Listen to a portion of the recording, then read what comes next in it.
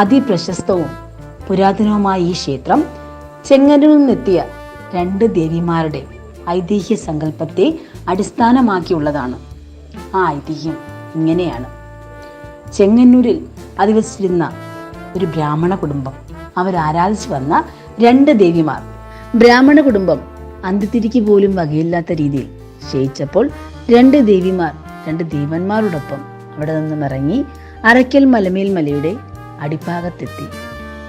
ദാഹത്താലും ക്ഷീണത്താലും നന്നേ അവശയായിരുന്ന ജ്യേഷ്ഠത്തിക്ക് വേണ്ടി ദാഹജലം അന്വേഷിച്ചുകൊണ്ട് അനിയത്തി പെരുമണ്ണൂർ ഭാഗത്തേക്കും ദേവന്മാർ മലമേൽ ഭാഗത്തും എത്തി.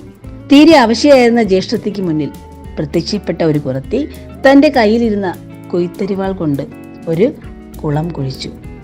അതിൽ വെള്ളം കുടിച്ച് തീണ്ടൽ സംഭവിച്ച ദേവി ഇനി എങ്ങും പോകുന്നില്ല എന്ന് തീരുമാനിച്ചുകൊണ്ട് അറയ്ക്കൽ വസിച്ചു പോകുന്നു. ആ കുളം ഇന്നും ഈ പ്രദേശത്ത് സ്ഥിതി ചെയ്യുന്നു. അതിലെ ജലം വറ്റുകയില്ല. ഔഷധമായി കണക്കാക്കുന്ന അതിലെ ജലം ഒരുപാട് ആളുകൾ തങ്ങളുടെ ഭവനത്തിലേക്ക് കൊണ്ടുപോകാറുണ്ട്. അറയ്ക്കൽ ദേവീക്ഷേത്രത്തിലെ ഉത്സവമായ മലക്കുട മഹോത്സവം 5 ദിവസം നീണ്ടു നിൽക്കുന്ന ഈ ഉത്സവം, അതിലെ എല്ലാ ചടങ്ങുകളും അതിപ്രാധാന്യമെങ്കിലും നമുക്കെങ്ങും കാണാൻ കഴിയാത്ത രീതിയിൽ അതിവിശിഷ്ടമായ ഒരു ചടങ്ങാണ് കെട്ടുവിളക്കിടപ്പ്. മീനമാസത്തിലെ 3-ാം ചൊവ്വാഴ്ച രാവിലെ, അതായത് ഉത്സവം തീരുന്ന ദിവസം അതിരാവിലെയാണ് ഈ ചടങ്ങ് നടത്തപ്പെടുന്നത്.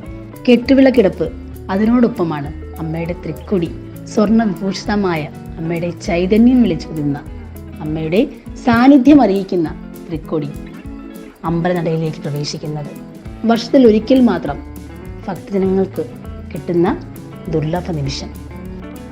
ഏറെ ഭക്തി നിർഭരമായ ഈ ചടങ്ങ് നമുക്ക് മറ്റൊരിടത്തും കാണാൻ കഴിയില്ല. അതിപുരാതനമായ ഈ ചടങ്ങ് അത് ഇവിടുത്തെ ഓരോ മൺതിരിയുടെയും ഓരോ പുൽനാമ്പിൻ്റെയും മനുഷ്യ മനസ്സുകളുടെയും സമർപ്പണത്തിൻ്റെ, അവരുടെ ഭക്തിയുടെ സാക്ഷ്യമാണ്. മലക്കുട മഹോത്സവം 3 കരക്കാരുടെ ഉത്സവമാണ്.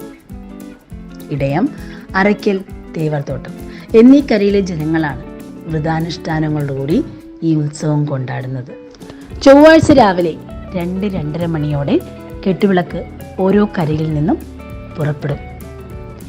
10,000-കണക്കിന് ജനങ്ങൾ അവർ തങ്ങളുടെ ഉറക്കമെല്ലാം മാറ്റിവെച്ച് ഒരു നേരം അമ്മയെ ഒന്ന് കാണാൻ, തങ്ങളുടെ സമർപ്പണമായ ഈ കെട്ടുവിളക്ക് അമ്മയ്ക്ക് സമർപ്പിക്കാൻ കാത്തിരുന്ന് കിട്ടുന്ന നിമിഷം ഓരോ കരയിൽ നിന്നുമുള്ള ജനങ്ങൾ കെട്ടുവിളക്കുമായി അറയ്ക്കൽ ഏലായുടെ അടിത്തട്ടിൽ അണിനിരക്കും.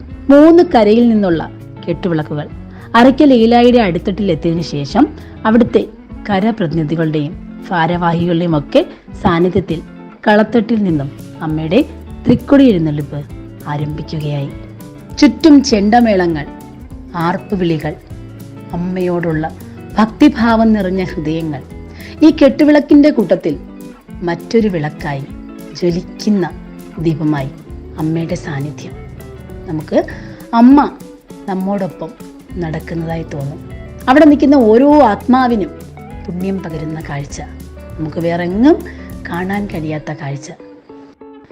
കെട്ടുവിളക്കുകൾ ചുറ്റമ്പലത്തിനകത്തേക്ക് കയറ്റുകയില്ല. അവ അമ്പലത്തെ വലം വെച്ച ശേഷം ഒരു സ്ഥലത്ത് നിക്ഷേപിക്കും. അമ്മയുടെ തൃക്കൊടി അത് അമ്പലത്തിനുള്ളിലേക്ക് പ്രവേശിച്ച് അവിടെ വാങ്ങിക്കപ്പെടും. അമ്മയുടെ തിരുവാഭരണം ചാർത്താനായി നട അടയ്ക്കും. ഇനി തിരുവാഭരണം ചാർത്തിയ അമ്മയെ കാണാൻ വേണ്ടി എല്ലാ ഹൃദയവും കാത്തിരിപ്പാണ്. ദീപാരാധനയ്ക്കായി നട തുറക്കുമ്പോൾ അവിടെ ജനനിബിഡമായിരിക്കും. സർവാഭരണ വിഭൂഷിതയായ അതിസുന്ദരിയായ അറയ്ക്കലമ്മയെ കാണാൻ, അമ്മയുടെ സ്വർണ്ണോഭൂഷിതമായ കൊടി കണ്ടു വണങ്ങാൻ അവിടുത്തെ ഓരോ ഹൃദയങ്ങളും ഇതാണ് കാത്തിരുന്നത്. അവർക്ക് ഒരു വർഷത്തേക്ക് അവർ ഹൃദയത്തിലേക്ക് ഒപ്പിയെടുക്കുന്ന രൂപം, അവർക്ക് താങ്ങായി തണലായി നിൽക്കുന്ന അറയ്ക്കലമ്മ. ഈ ഒരു കാഴ്ച കാണാൻ വേണ്ടി ലക്ഷങ്ങളാണ് അമ്പലമുറ്റത്ത് തൊഴുകൈയോടെ നിൽക്കുന്നത്. ഇതോടെ ഈ ചടങ്ങിന് അവസാനം കുറിക്കും. വൈകുന്നേരം കുതിരെടുപ്പും കൂടി കഴിയുമ്പോഴത്തേക്കും ഉത്സവ ആഘോഷങ്ങൾക്ക് വിരാമമായി. പക്ഷേ ഉത്സവത്തിലെ മറ്റ് ചടങ്ങുകൾ അത് തുടർന്നുകൊണ്ടേയിരിക്കും. അറയ്ക്കൽ മലക്കുട മഹോത്സവം കണ്ണുമടങ്ങുന്ന ഓരോ മനുഷ്യരുടെയും മനസ്സിൽ അമ്മയുണ്ടാകും. അമ്മയുടെ ആ രൂപമുണ്ടാകും. അവരൊക്കെ ഇനി കാത്തിരിപ്പാണ്. അടുത്ത ഒരു വർഷത്തേക്കുള്ള കാത്തിരിപ്പ്. ഒരു നിമിഷം കൺകുളിർക്ക് ഒന്ന് കാണാനുള്ള കാത്തിരിപ്പ്. എല്ലാവർക്കും ശുഭദിനം.